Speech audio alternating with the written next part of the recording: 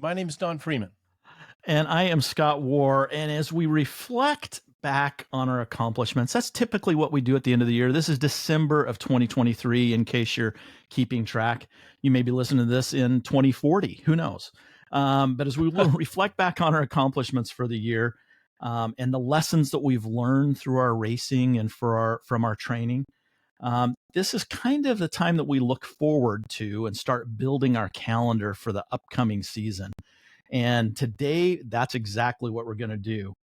We're going to find out how we are going to focus on our training, focus on goals, and who better to join us for this than Stefanie Flippin. She just wrote an article called Building a Race Calendar for the Year Ahead. That's in the most recent edition of Trail Running Magazine.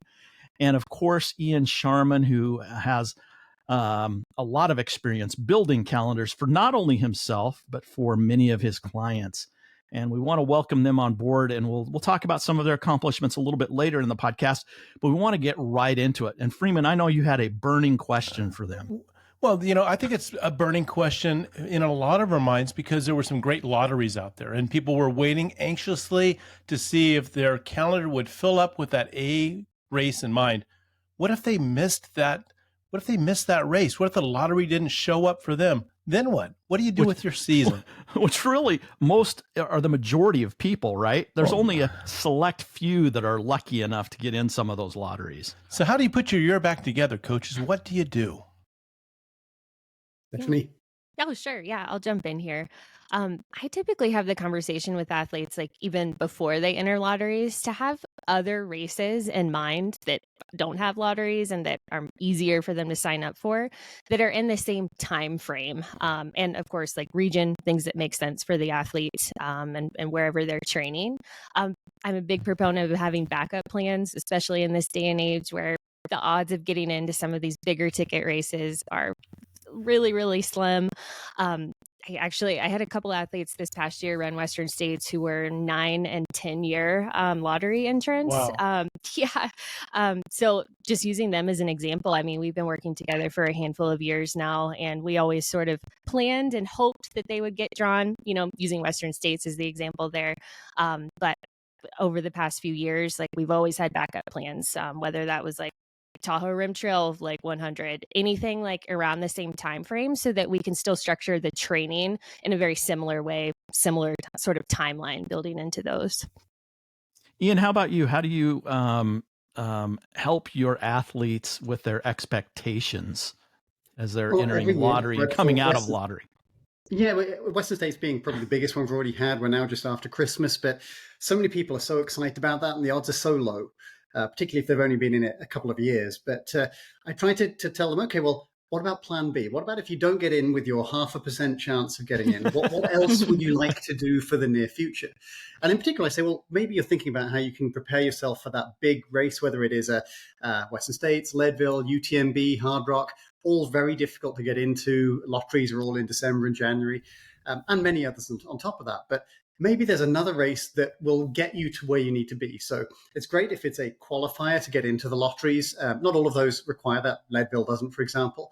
But is it something that can get you closer to where you want to be and allow you to be better prepared when you turn up? So if it is Western States, maybe you want something that's going to be fairly hot, fairly hilly, going to give you some of the same kind of things that you'd be going through. But also, is it something you care about? The really important thing I try and tell them is, don't just pick something because it is a qualifier for this or that, or it gets a running stone, or any number of things that are just about getting into something else. Instead, ask yourself, do you actually want to do it? I never recommend ever doing anything above about 100K unless you actually care about that race in and of itself. And there's so many things to choose from. Just pick a different one that you're going to like and also can achieve those other things to get you in lotteries. 100%. Stefanie, at the beginning of your article, there's a statement that resonates with me. I haven't raced for many years now. Sure. And sometimes I think, boy, I should be out there racing. And that should be a defining part of being a trail runner. And then I think about one of the one of my favorite people to run into on the trail out there, Don knows who I'm talking about. We'll just use his trail name. Is it Chops or is it Lamb Chops, Don? It goes either way. Depends if you're short on time, you just say Chops. Chops. Anyway, you would know if you've run out from Auburn Overlook Trail, which is near the finish of the Western States Trail. He lives not far from there, and he is out there running all the time. I can't remember him ever being in a race, and I've actually talked to him about that, and he goes, you know what, I'm just done with racing. But he's out there all the time, and he probably has the most he has a tattooed smile on his face. He's never not smiling. And every time I meet him, he's just glowing and just loves to be out there. So I think, Stefanie, you have a very good point that does racing necessarily define you as a runner, trail runner, ultra runner? And I think that you need to Ian's point, yes, have a purpose for races if you put those on your calendar. Yeah, 100%. I was nodding along with everything Ian just mentioned, just because like he couldn't be more right, like, and correct, and like never encouraging an athlete to like sign up for a race, especially the key factor of like anything longer than 100K. I mean, you got to be ready to like actually suffer out there. Like inevitably there's going to be lows. So signing up for a race that your heart isn't in, that's of that distance, and especially signing up for the right reasons, like Ian mentioned, like just because it's a qualifier, like you might not be excited about it, like getting the stones or whatever to be able to enter such and such lottery. That's great. And it's wonderful when you can sort of check all the boxes with a race like that, but it doesn't really mean anything if your heart isn't in it. And yes, Scott, like my entry into writing that piece was just acknowledging that, yes, like we're chatting about building a race calendar, but I actually coach plenty of athletes who don't like to race. They don't enjoy it. They really enjoy training. They enjoy self-supported routes, going after, different Strava crowns and things like that. There are tons of different ways to enjoy the sport of trail running. And I like to underscore the fact that, racing never defines an athlete, and it never defines anyone's worth either within the sport. Exactly. And of course, if you like Western States or any of the ones I mentioned, there's other ways you can enjoy them, even if you don't get into the race. You don't have to do the official race for it to be fun. Western States and Leadville have training camps. You could pace someone on race day. UTMB and Hard Rock have multi-day versions you could do of the same thing. So they call it soft rock if you go around the same route. On the Hard Rock course, it's just the Trail de Mont Blanc, which is marked. And so you can just follow signs quite literally to do that. And you could do it in 3, 4, 5 days, maybe even longer if you wanted to. But then you're still getting the experience of what it's like there. You can also pick nicer weather. You don't have to worry about, well, race day was super rainy and you couldn't see anything. You also get to see it all in the light if you do it in multiple days versus the night running where maybe you're missing some spectacular views. But there's a lot of cool things you can do that are the race, but not being in the race yourself. At the conclusion of the lottery that happens, and we're talking about Western States, or we were earlier, Tim Tweetmeyer usually says, and for those who may not know some of his accomplishments, he's ran Western States 25 times under 24 hours. He's won the race 5 times. And so he knows what he's talking about as far as Western States goes, in my opinion. He said, I don't know why people get so hung up just about this race. Well, it's easy for him to say that because he ran it 25 times. But why they get so hung up on this race? Because there are so many great races out there. They just need to look forward and see them, but they're there. And maybe even better than Western States. So, part of that is the thing you can't have is the thing you want. So if Western States had 400 entries in a lottery and 400 people running it, everyone would be like, whatever. But when there's, whatever it is, 10,000 people trying to get those spots, you're like, I really want this. And I know people who I feel like they originally wanted to get into it 5, 6, 7 years ago. Now I'm not so sure. It's just what they do. And it's that kind of thing where I'd like people to question it and go, okay, well, there's no harm in get your qualifiers. You're probably still going to enjoy Western States, but is it as important to you as it was originally? And are there a million other things that could give you maybe more satisfaction, and you wouldn't have to worry about the stresses of lotteries and everything's filling up, all the hotels filling up 10 seconds after the lottery and that kind of thing. And now that it takes you 15 years to get in to Western States, priorities change within 15 years. Hey, Stefanie, I have a question for you. What is it You probably hear this from your athletes and other people. What is it about this crazy 100-mile race belt buckle thing? I mean, Yeah. should all of us be looking at that 100-mile race and be striving for a belt buckle? What's the Yeah. what's the sexiness of that? Yeah, I think a lot of it, we were just touching on it a bit, just the expansion of how many people are like aiming for Western States qualifiers, the uptick in running media, which has been so wonderful. It's been shining like an even brighter light on our sport here in the US and inching closer and closer to what, places in Europe have been seeing with the sport. But I do think that there's just a lot more education on like what like trail and ultra running is. There's still, like I said, with media, there's tons of documentaries out there now. So I do think, and especially also just with the incredible accomplishments of Courtney Dauwalter this year, I've seen a real uptick, especially in my female athletes, which has been really, really neat to see. A lot of my road runners, my road marathoners are like, oh my gosh, like this sounds so like incredible. I want to be a part of it. So we're seeing this huge uptick in interest. But I do, like I touched on in my most recent piece, I just touched on the fact that there are also tons of different ways to be a part of the sport of trail running without like immediately jumping to the 100-mile distance. I personally love the 100-mile distance, but I also have respect for it and the fact that like I really can't handle running more than like 2 or 3 of them per year. And that's me running them, for almost a decade now, which in the big scheme of things isn't very long. But yeah, I do like to just point to the fact that there are tons of different distances that we can target. And it even doesn't even have to be in the ultra like space either. Like there's tons of really, really fun like trail half marathons, trail marathons.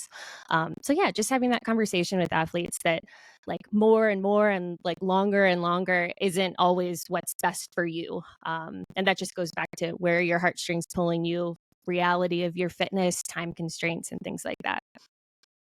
And I know Ian, has run well over 100 ultras, and recently on a podcast told everyone within our earshot that this is the year that he's going to focus on the marathon distance again. Now he's run a lot of marathons, but you kind of have an itch. What changed your point of view on that, Ian? Why did you decide, hey, I'm gonna put these 100-milers or these longer races on hold, and I'm gonna focus on these marathon distances?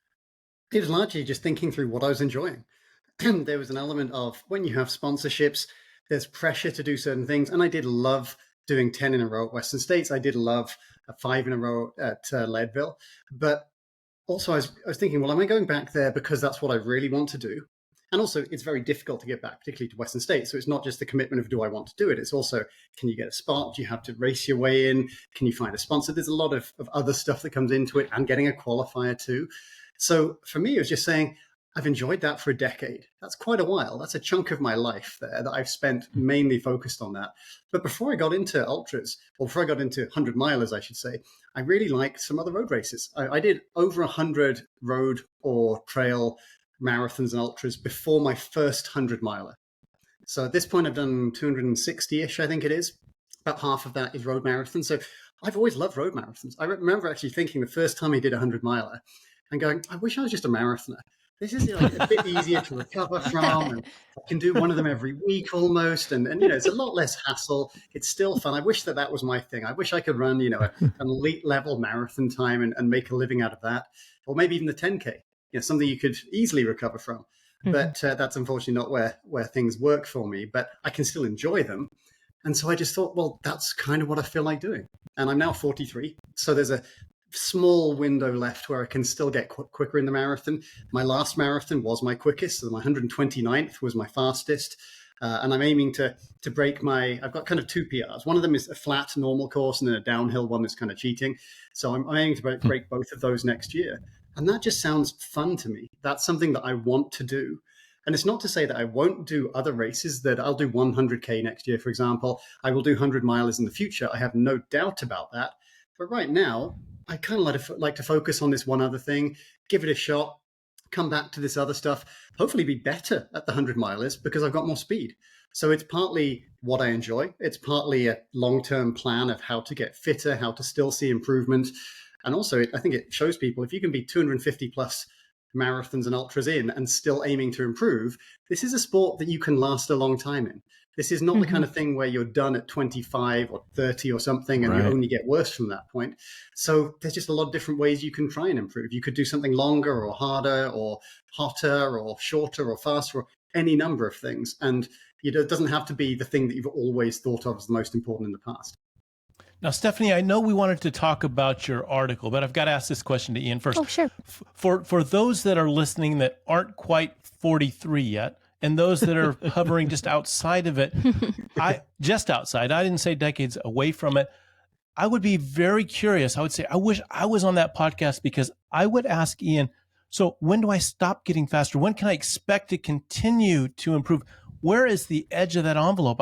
I'm curious of what Ian thinks.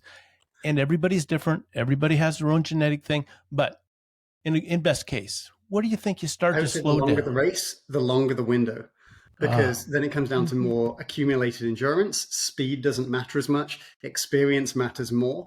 So probably a 200-mile window for being the best you can be is going to go up to 50 plus, I would guess.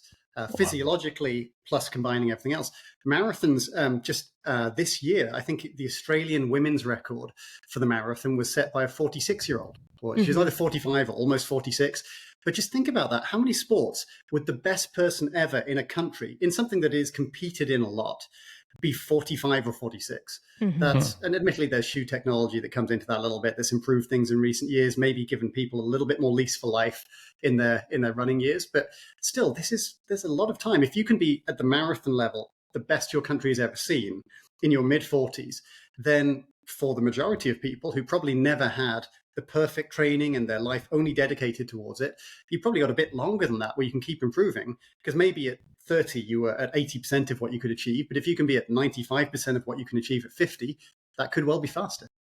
Outstanding effort. And I see Dr. Flippin there shaking her head. And can you validate or jump on that or pile on to that great explanation? With that shaking of the head, I'm wondering what's going on inside of that head.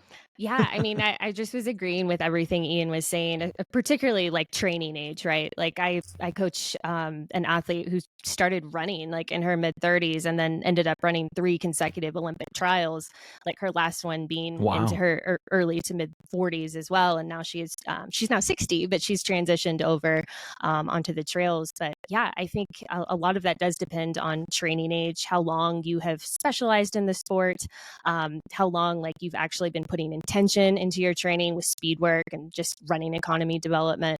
And I think that there's so much incredible research out there. I mean, Ian is an incredible example of this. I'm a little bit more versed in like female research in terms of just the window of time for women. It's getting like larger and larger than what we initially thought. So it's really, really cool to also see someone like Ian like perform at this level into his 40s. And that's not like necessarily my specialty there, understanding that. But it's exciting for sure. And bear in mind that some of the course records out there for competitive races and distances are people in their 40s. So the top 2 times at Leadville for the men were 40 plus. The women's world record until recently is broken was by 40 plus Camille Herron. She's got the national record for 24 hours, again, 40 plus. So at the best level in our sport, because it is more about endurance and about accumulated fitness that you can build up, and it doesn't require as much power, you're going to get less deterioration. So even if you lose a little bit of that power and speed, which you will at the top end, but we're talking sprinting. So your 100-meter time is definitely going to decline. Usain Bolt, I can't remember how old he was when he retired. I think it's early 30s. If you're 35 as a sprinter, you are old. Like there is no way that you're at your best at 35. But for marathoners, that's about when you're coming into it as your best. And so there is a nice long window here, but as Stefanie said, it's definitely also related to your years that you've accumulated in terms of your running age. So if you're 60 and you started running at 50, you might have a little bit more scope to be pushing harder. But if you're 60 and you were a collegiate athlete and you went to the Olympics and you've had 40 years of hardcore training, there's just more chance you might have overdone it. It's not to say that you would have worn yourself out, but it is a fine line if you're trying to train that hard for that long that you never accumulate injuries or just overdo things to some degree. But I think it is very feasible to be very, very good for a very long time. But if you want to be the best in the world, there's that little bit of extra risk. Maybe you've got to do 50% more training than you would have done to be marginally slower. And it gives you the chance to win UTMB instead of come fifth. And then you have maybe a shorter career as well. And it's very difficult to do the trade-offs for that, because it depends on what you want to do. There's no guarantee that that extra work will lead to being that much better. You might just be overtrained. There's a lot of factors coming into play. And that's where, of course, having a coach to help you make those decisions helps. But I think that the main thing is that as long as you look after yourself, running does not wear you out. The most common thing everyone's always heard, I think you guys have mentioned it on the show before, if you run, then how are your knees? It's like, well, they're better than someone who doesn't run, unless you overdo things or you run through injuries, in which case, yeah, you're going to cause damage there. And what's curious to me, Ian, if we took your 43-year-old mind and placed it in a decade younger, decades younger body, what would you have done then? Is there a lot of your skill set now, maybe from experience and recognizing problems early and solving them and knowing how to race, to pull away or to pull back or wait. There's a lot of strategy going on when you're running up front. Take your mind now and put it in a body earlier. What do you think would have looked like? It's difficult to know, because there's so many things that are unique to a person in their situation, like what their job is like, if they've just had a baby, if they've moved house. I moved to the US in 2009, so there's a whole load of upheaval there. What training facilities you have nearby, do you have access to mountains or roads or tracks or whatever? So I did, for most of that, try to give myself the best shot, because I was working as a coach for pretty much the whole time I've been in the US, having had a corporate job before that. But I think that the main thing I do is just make sure that I was enjoying it, because that's the thing that keeps you in it the longest. And I think I generally have. I think I've been pretty good at being mindful about, do I want to do this, or am I feeling pressure to do this? But I've got even more freedom to do that now. But also, you have more freedom when you're more established, while less so when you're trying to get sponsorships and make a name for yourself. Okay, for the next few questions, let's just all agree that the first initial answer is, it depends. Okay, so let's just assume that is the initial answer for all of these. So let's skip the depends part and get right into it. Stefanie, this is what I want to know. How do you decide, as I'm sitting here, looking at the calendar, I'm edging into the 1st of January, the new year. How do I decide what is the right number of races for me as a mid 50-year-old guy? How many races do you think I should be running? Yeah, that's a great question. I typically sit the athlete down, and for you, Scott, I would ask, like, okay, do you have 1, 2, or 3 like A goal races that you have really, really been eyeing? Like, you want to prioritize those throughout the year. You really want to be intentional about your training heading into them. Maybe you have performance goals, and those can be related to time goals. Those can be related in other circumstances as well. So that would be the first question I would ask. And I usually recommend athletes choose, maybe sit down and pick like 2 to 3, maybe 4, depending on the distance, A goal races. The total number, to me, like, always depends on, obviously, like, the duration of the race. So I tend to not recommend choosing more than 2 A goal races for an amateur athlete that are 100K or longer. Usually like 2 to 3 is the max there. So yeah, that would be like my first question for you, is like your A goal races that you 100% want to be intentional with your training for throughout the year. And then from there, I like to sit down and ask athletes, like, okay, does it make sense for us to build in what I refer to as B goal races? Sometimes these can be like supported training runs that are it's just easier to get those types of distances in a race setting. Sometimes they can be like shorter distance road races. Ian already brought up, hopping into like 10Ks and his focus on road marathons. I'm actually a huge proponent of, even myself within my own training, I love running long, but I also love the occasional like road 10K. Again, like Ian mentioned, like, I cannot make a living off of racing 10Ks. I really wish I had that type of turnover. But I love utilizing those road half marathons as a great just fitness stimulus, like getting in some solid tempo work that I'm just sort of unable to get in that like level solo, like by myself on a solo run. So that's an example of a B goal race where I'm not so fixated on doing, an 8-week focus focused half marathon block, but I can use that road half marathon like in a build up to a 50K, 100K, and just use it as a really high quality workout. And you can build in plenty of those types of races along the way. I do find there's so much benefit in practicing race day routine, nutrition, just like managing race day nerves as well. Like going through the motions of like choosing shoes, like all of your gear, setting it out, practicing like what works for you for breakfast, all of those types of things. So I feel like there is a lot of worth in selecting B and C goal races in support of those A goal races throughout the year. You know, you actually got me excited as you're finishing your comment there. There's a lot about racing. I mean, I look at myself and say, you know what, I haven't raced in a while. No big whoop. I'm still enjoying myself, and I love to get out on the trails and run.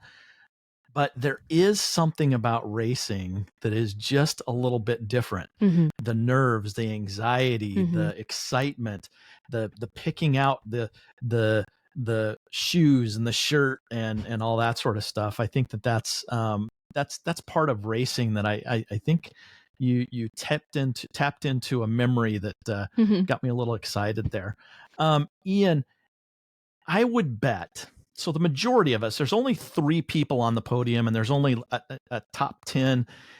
That's just a very, very small percentage of runners. And I would bet, and correct me if I'm wrong, the majority of the people that you're coaching are never going to be on a podium or in the top 10.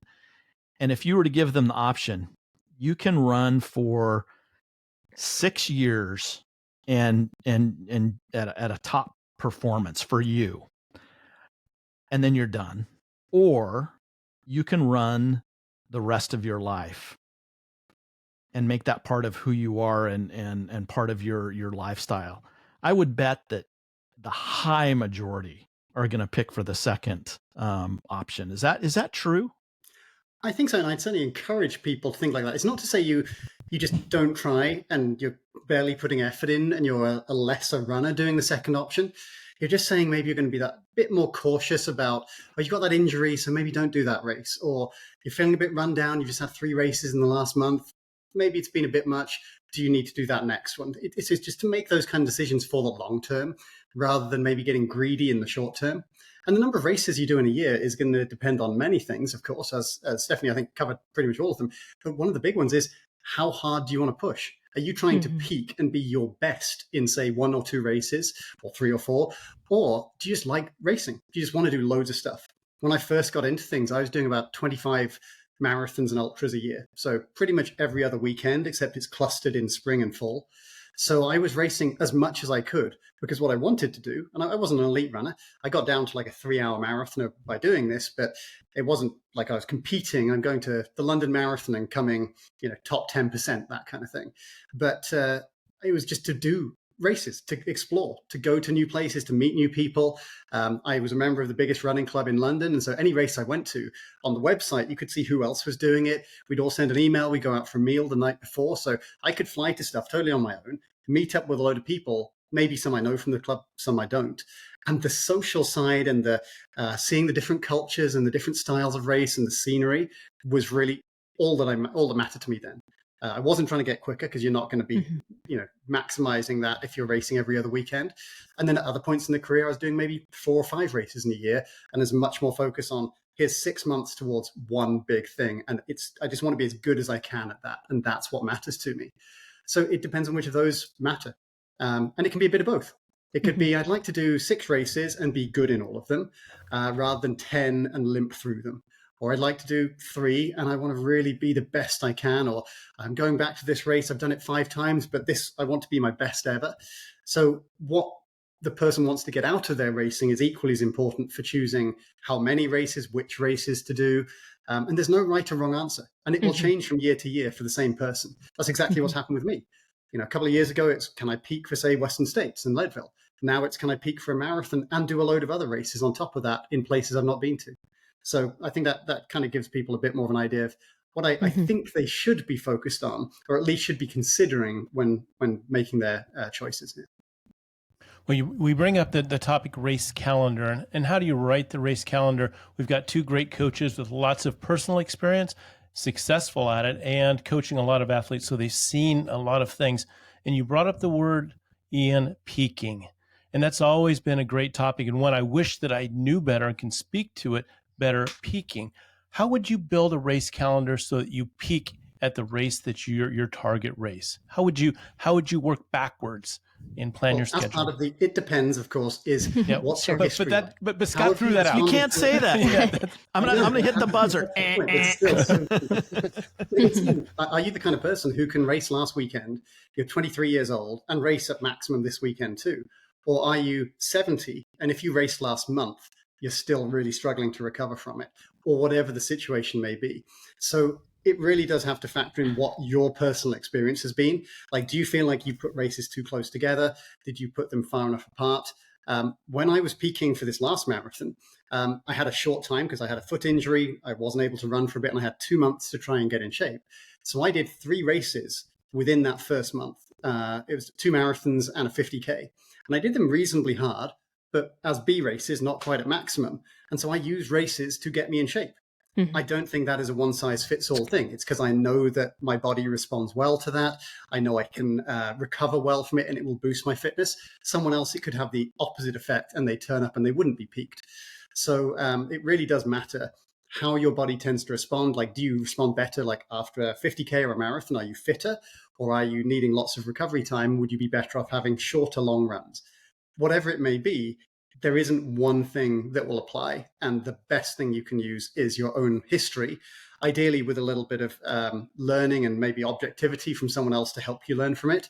But that's probably the biggest factor. So what I hear the races, but where you put them is really important. So what I hear you saying is it depends. The entire answer is just those 2 words.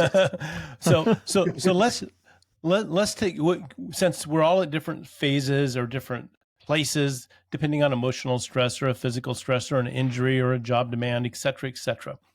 What are some things that would disqualify you from putting in an effort to get ready for the next race? So you're using these trial races to prepare you. What's present in your body that you would say, it's not time, I need to push out to a B race another week or 2? What are the things that you look for and that you notice? And this goes to both of you. Who is ready to answer certainly can. Sure. I'll take this one first. Yeah. I like to really ask the athlete like how their energy levels are feeling, like day in and day out, not just how they're feeling on the run, but just throughout the day when they're doing their daily activities, going to work, caring for their families. I feel like that's the biggest indicator of, okay, like, are we really ready to dig deep, scrape the bottom of the well, and go for like an A goal, all out peak performance here? Of course, there are other markers that we can follow too. There's tons of wearables out there these days. We have so much data, maybe sometimes too much data even. There are tons of things that we can help utilize to like support how the athlete is feeling too, including regular blood work.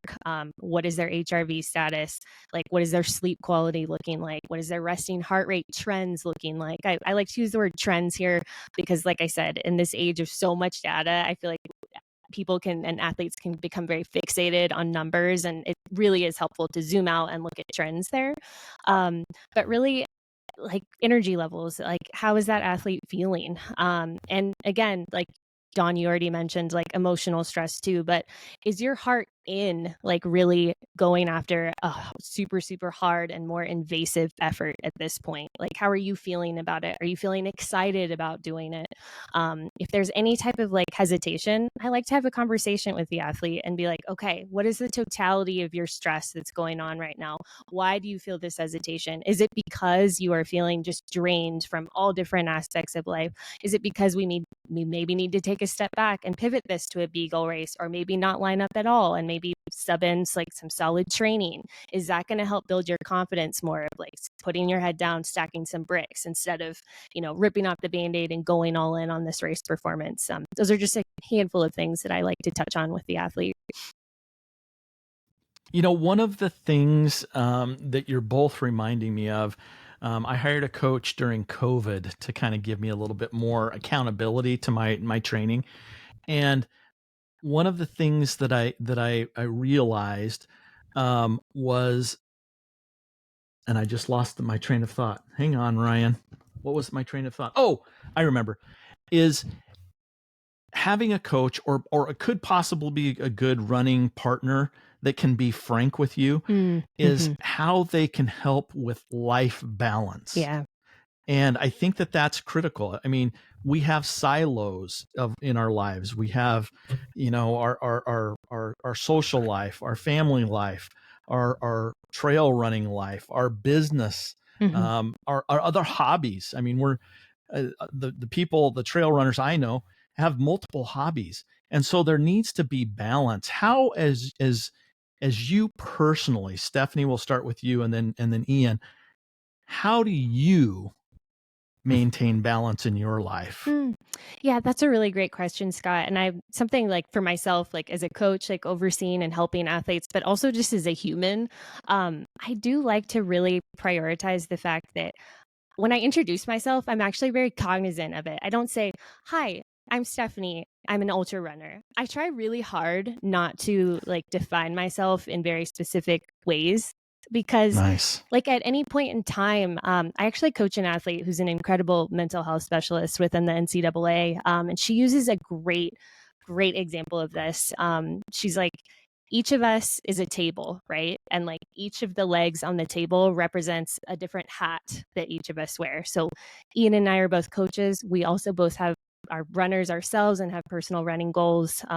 Like I'm also a physician on sabbatical right now, but there are tons of different like definitions that we can utilize, but each one of them can be removed from the table at any point due to various reasons. Injury and illness being the most, obvious reason in athletics. But yeah, I really try hard not to like define myself by one of those facets, like and like really tightly hold on to that definition. I like to diversify myself and have the understanding that yes, even though like maybe I'm going through an injury and I haven't run in a month, like that doesn't mean that I'm not a runner. And I try to really view myself as an athlete. How else can I like dip into that passion that I usually bring like to running and training? And I like to focus on that. And I really, really like to have that conversation with the clients and the athletes that I work with as well, because nothing is ever promised. Even like the race next weekend is not promised. We never know what's going to happen. And I think in the context of this conversation too, Ian touched on it a little bit, but just having the understanding that like, even though you're following a training plan and you're planning to peak for this goal race, if that doesn't happen and you have to pivot, like we're talking about building a race calendar for 2024, but our bodies also don't know like a year, right? A definitive like calendar year. And just like looking even broader and bigger picture can be really, really helpful. That's why I usually encourage athletes to like not think in such small increments, but asking them like, where do you see yourself in a year, 2 years from now, 5 years from now? And let's look big picture with those goals. I like that a lot, the idea of being much broader. So rather than thinking of yourself as a trail runner or an ultra runner, you're a runner. And even broader than that, you're an athlete. Because then if you're injured, what does an athlete do? They do their rehab exercises. They get on the bike. They walk. They do other things than just the exact thing that maybe you think of as your racing life. And so I think it does help a lot to be able to consider these other elements. And it just means that you don't lose your identity as easily. Because if that one element is taken away, you still have the rest of it. So I've always thought of myself as an athlete. I used to play a lot of other sports as well. So that probably makes it easier for me mentally. But for anyone I'm coaching, if they're unable to do what they want to do, it's like, okay, well, what else would you do as a physical being, as someone who's trying to be athletic and trying to be good at running for the longer term? And exactly talking about more than just a year. My personal goals are looking out several years. My next really big target is actually Comrades Marathon in South Africa 2025. So 2024 and the marathon is a step towards that. After that, I know I want to go back to other 100 milers. There's a million things that I want to do. So I've got a pretty good idea of a lot of the things I'm going to enjoy. If the timing of those moves a little bit, it doesn't change who I am. It doesn't make me stress out too much. It's just a case of being flexible with it. And given that for ultra runners, flexibility and adaptability are two of the core skills you need on race day, it's pretty good to be able to practice them in everything else you do, because you can't just turn it on when you're in a race if you're not used to doing it at other times as well. Good. I as I was sitting here, Stefanie, you mentioned something that maybe a 12-month calendar is a little too long to look at. And as as you are developing calendars for athletes, Mhm. let's say that they did not get lucky in any of the lotteries, so they Mhm. know that on the last weekend in June they're not going to be towing the line in Olympic Valley, but their schedule is completely clean. Mm. There's nothing on it. Is it better to look at this as, the first half of the year, and let's put one race on there, and Mhm. let's try to get the training cycle so that we peak during that one time, and then let's see what we learn from that, Mhm. and then take it to the next one? Or is it better to say, let's line these things up? Mm. A goal, B goal, and you scatter those throughout the year. Mhm. What's the best method? Yeah, again, of It course, it depends. depends. And I and I do think that Ian touched on a great point about what are your goals that you want to get out of racing and training? For some people it is like wanting to get more race experience. Maybe their work schedule is lighter and they want to take advantage of it and they want to travel. They want to like run their first international race. I think a lot of those Mm. factors you have to take into play. But I do always ask the athlete, and then I'm objectively looking at their calendar, like from maybe the 6 months prior. And I like to utilize what they've done in those previous 6 months, what their training has looked like, what the consistency there has looked like, including like injury and illness history, and just the fact that, like, okay, did the athlete race like heavily, in the past 6 months? Did they stack like 8 to 12 races there of differing, distances, whatever? So I like to take that aspect and be like, okay, does it make more sense for us to build our confidence by getting in some more consistent training here, take a little bit of a breather from the racing? Or if there's someone that maybe hasn't raced, like maybe they didn't race very much in 2023, maybe that's a good chance to be like, okay, let's get our feet back underneath ourselves again. Let's go through that race day routine again. Let's see like what is exciting to you. Maybe we'll start off with something shorter, and like just let's go by like where your heartstrings are pulling you there. If you're feeling like, yes, like I'm feeling really passionate about the trails again, I do want to try to go after 100K, a 50 mile, a 100 miler, like in early summer or midsummer, then that gives you your answer right there, and we can start building in some shorter distance races in that build up. Maybe the athlete like is falling more into the camp of like how Ian approached 2023 and is like, you know what, I really want to circle back to the road marathon and take advantage, build more turnover and see the type of like speed and endurance I can obtain in that aspect, and then roll that into an ultra later on into the year. I liked a lot of what you said there in terms of the the flexibility. Sometimes the runner doesn't know what they want to do. Mm-hmm. They think, well, I kind of like to do this, or they were in the Western States Lottery. They don't get into that, and they're Mm-hmm. at a loss for what they want to do.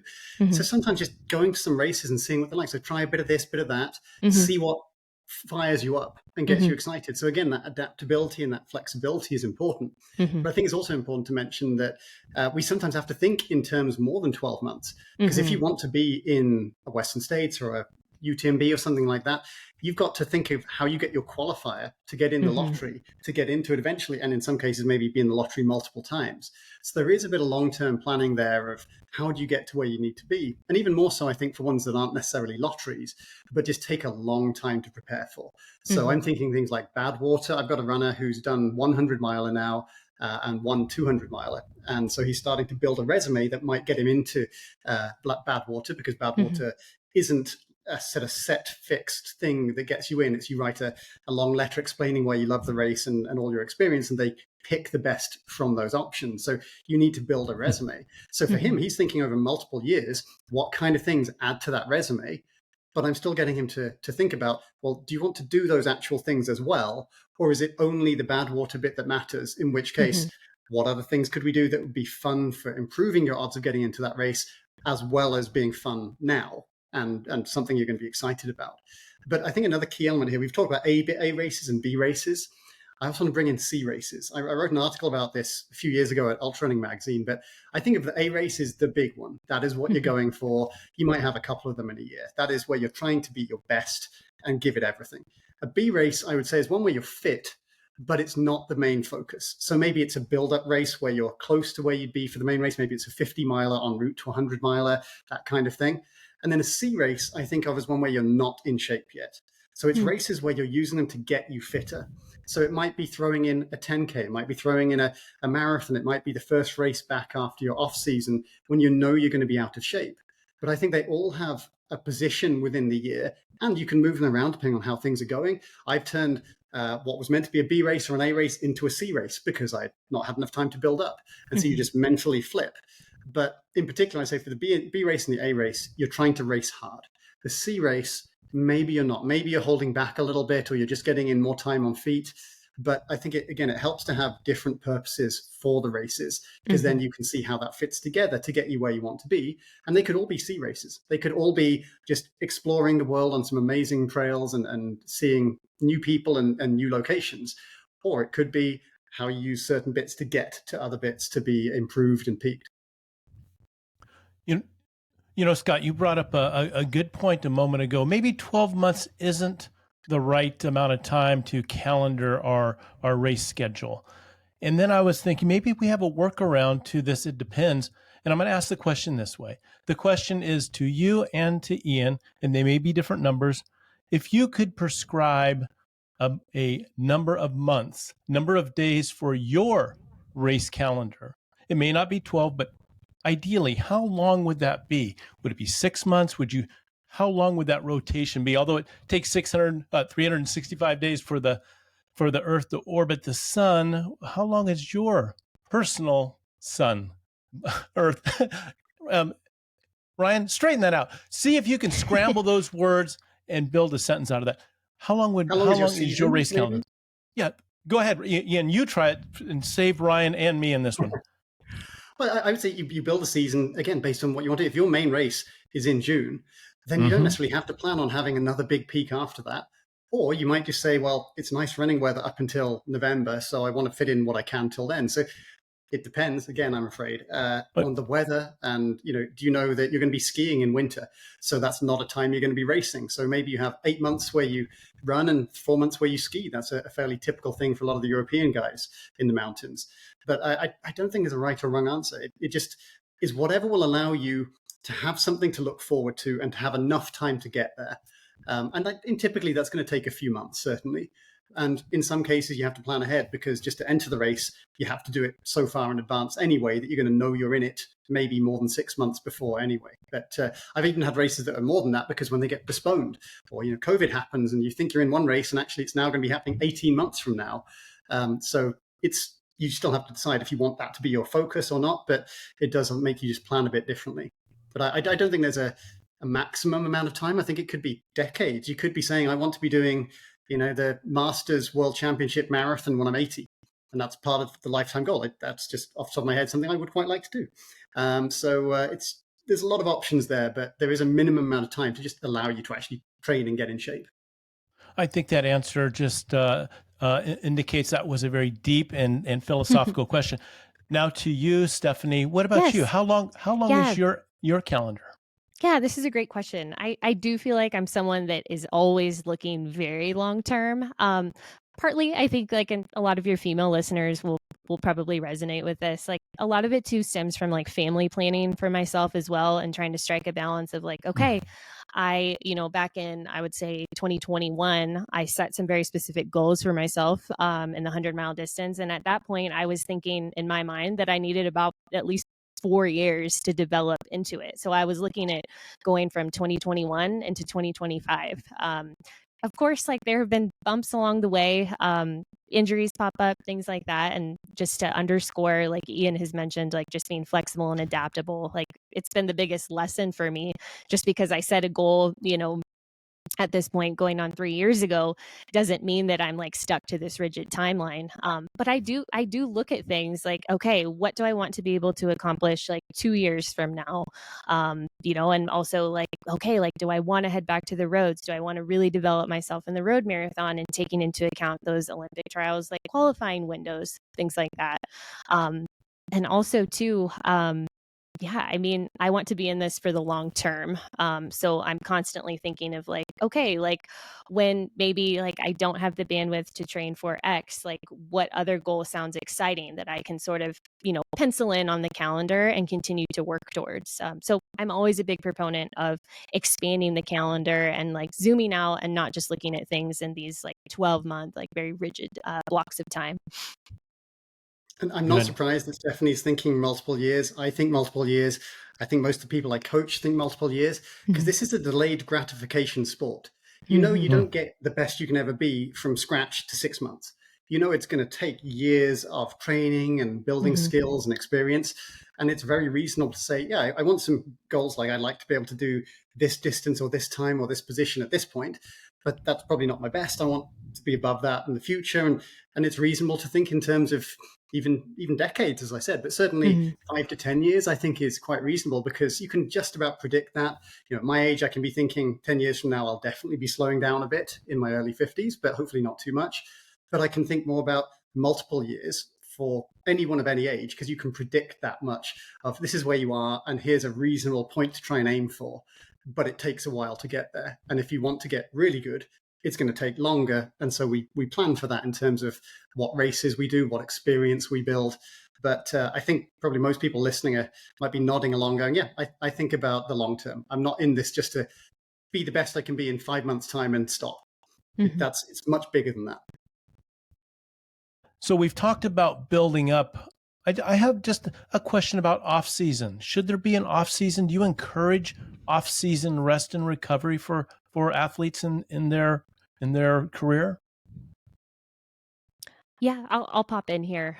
Certainly. I do feel like it's important to build in time, like focus time, where it's like, okay, the goal here isn't to be training to get into peak fitness. And the goal shouldn't be to try to maintain peak fitness year round. At the same time, though, I'm also like very much in the camp of establishing consistency. Consistency and stacking bricks over time is what leads to those like incredible performance gains that athletes are always searching for.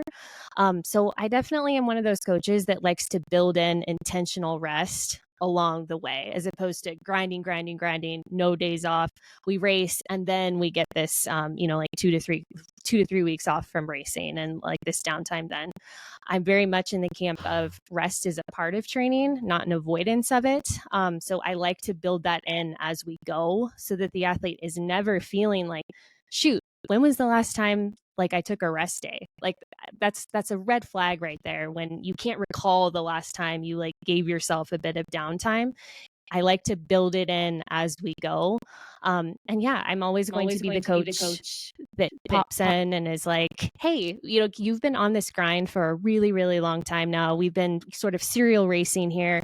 And maybe we've been reaching for peak performance with like A goals and B goal races and not very many C goal races built in there. Maybe this is a good time for downtime. So very much in the camp of both. Good. How about you, Ian? You have to have some comments and observations on rest. I completely agree with that. And also that's part of why you plan for the longer term. You're thinking about when will be a good time to back off a bit. So you're thinking of when they're maybe after your main race, or when the weather's not as good, or when you're going to have family commitments or be busy at work, or any number of other things that are very specific to that individual. Some of them can be predicted. Some of them you might have to pivot and change when it is. So you want to have that flexibility. But I definitely think you always want to plan in a bit of downtime. And that does not mean not training. I definitely don't think it's advisable. That consistency, as Stefanie said, is really important. So an off season for my runners and for myself would typically be maybe 2 to 3 weeks as a default of running significantly less volume, no speed sessions, no long runs. So that might be a bit longer if they're wasted from the season and then exhausted. It might be a bit shorter if they had some injury issues through the year, and that kind of meant they didn't do as much this year. But that's the kind of default that I flex from, is 2 to 3 weeks of just doing less and nothing hard. Yeah, I was just going to pop in there too, because just our mention of off season reminded me of just like a semantics thing that I have worked to switch with my athletes.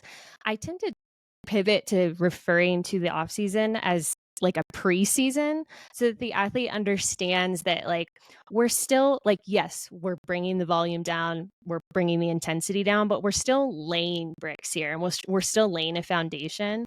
And just by like that small like relabeling of off season to preseason, so that the athlete understands the intention, and what we're working towards. And really, I always am very upfront with athletes that like the preseason is so critical in terms of preventing or not preventing, just lessening our risk of running related injury when we do hop into a more focused training block. I've just found that to be helpful, just relabeling there. Well, exactly. The way you think of things is going to dictate how you, or what you aim to get out of them and what you're going to do with them. So another really good example is I don't really talk to people about walking in races. I talk to them about power hiking. Right. Because walking, they start thinking, oh, I'm having a walking break. It's like, no, this is not a break. This is you choosing to power hike as a strategy. So the way, even just slightly changing the words, even if it effectively means the same, can change the behaviors quite a lot, I think. An example of that choice of words, a runner that I ran with, she would say, I'm going to pause here for a second. She wouldn't say, I got to stop, or I need a break. She would say, I'm going to pause. And then we'd pick back up and go. And I thought that was a great way to wrap your mind around that moment of taking a break. It wasn't just a nice way of saying she needed a toilet break. Well, maybe that was kind of awkward as I just stood there the whole time.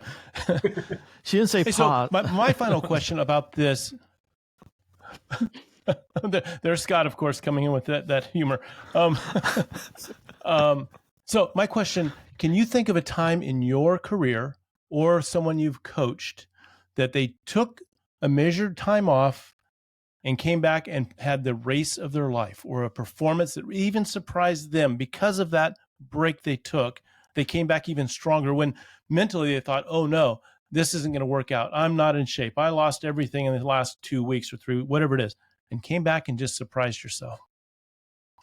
Well, do you mean that a taper effectively? Because that's, if it's right before a race, it could just be a bigger taper. Or do you mean like coming off an off season and then having a really good season months down the line?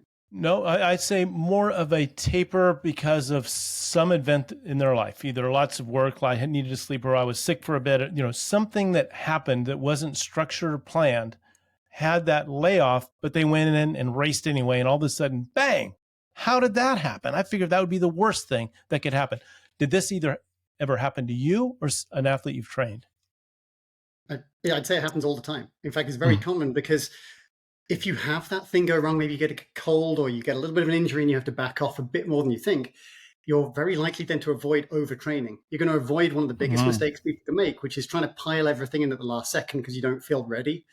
And then also on race day, you might think, oh, I'm not here for an A race. I'm not quite where I wanted to be. And so instead of maybe artificially focusing on the goals that are times and positions and just trying to do splits and things like that, and not listening to their body signals, they instead say, well, I just have to see how I feel. So I've seen it many times where it took the pressure off and then they raced better because they got closer to their potential. And I've certainly had days like that too.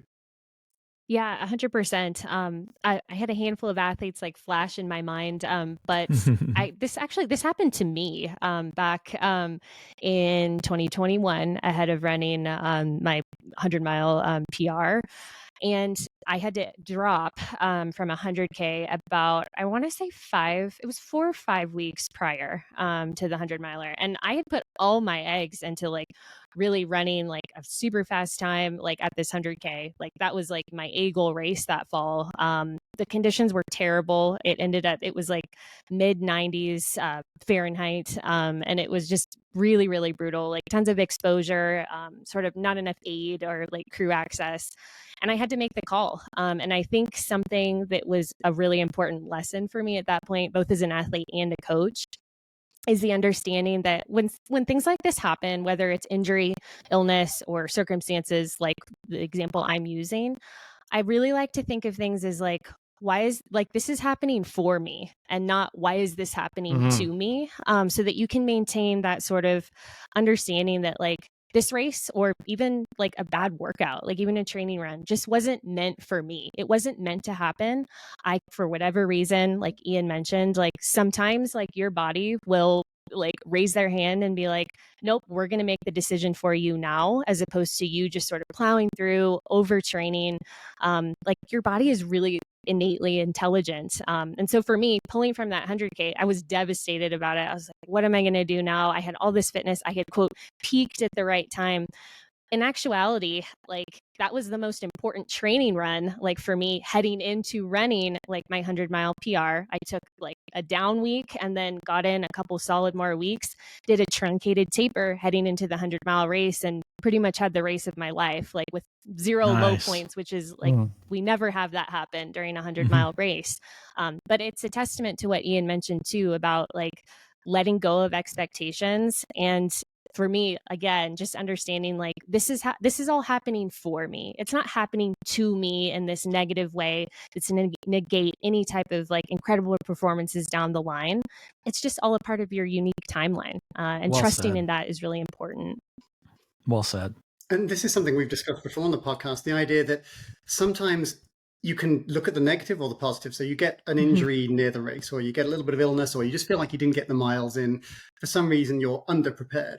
So instead of thinking, oh, well, I'm going to have a bad race and focusing on the negative and I'm not as fit as I want to be, instead, you can be thinking about what are the positives there. Like this is good practice for almost like a C race where you're going in underprepared. Can you execute for where your fitness level is rather than where you want it to be? Can you pivot and be adaptable enough to do that? And so there's always ways that you can look at it and take something to learn from it and improve. And as I said, sometimes because you do that and maybe are more focused on that ability to do the process on the day and adapt and adjust for how your body's responding rather than how you expect it to respond, you might actually do better as well. And I would actually say quite a lot of my best races were days where I went in thinking that I wasn't quite ready. And I've had days where I thought I had the perfect build-up and did not have the perfect race at all.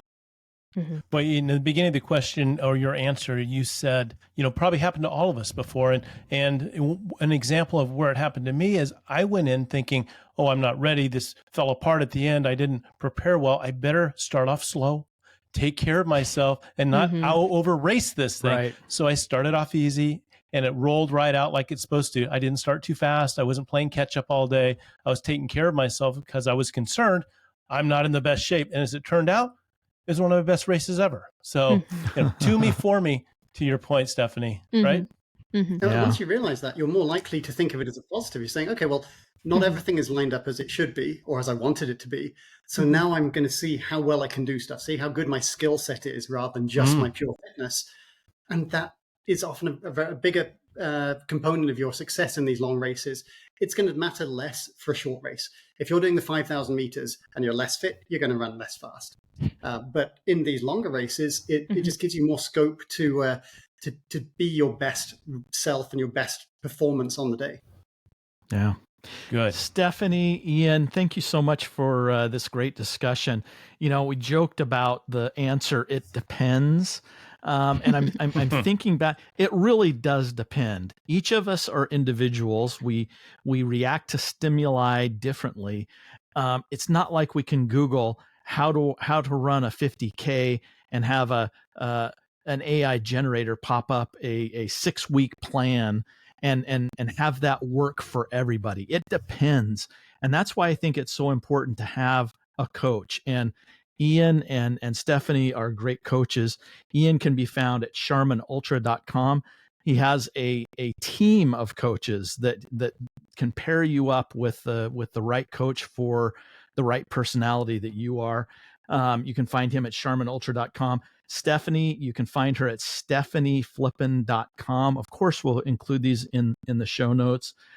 She can also be found on the podcast Making Strides. Tell us a little bit about that podcast real quick, Stefanie, if people haven't heard about it. Yeah, sure. Myself and my co-host Carolyn Sue, I come from more of like the professional elite side of things in the trail and ultra world. Carolyn comes from the more amateur side, having logged numerous incredible race performances. And we pair our experiences as Asian American women in the sport together. And our aim is just to make diversity and inclusion just a pillar in normalizing those types of conversations, as opposed to just a box to check. So, yeah. Excellent. And Very cool. we'll also include a link to Stefanie's article, Building a Race Calendar for Your Year Ahead, which is published in Trail Running Magazine, the latest issue. We'll make sure that's linked in the show notes as well. So thank you two very much. As you're planning your new year, work with a coach. If you haven't tried it, try it. I'll tell you, I was reluctant to hire a coach initially, and it was a great decision for me. I learned so much after I thought I knew it all. Don's laughing at me right now because he knows I don't know anything. But I think it may be, this may be the year that you need to hire a coach and learn. They may know you better than you know yourself. So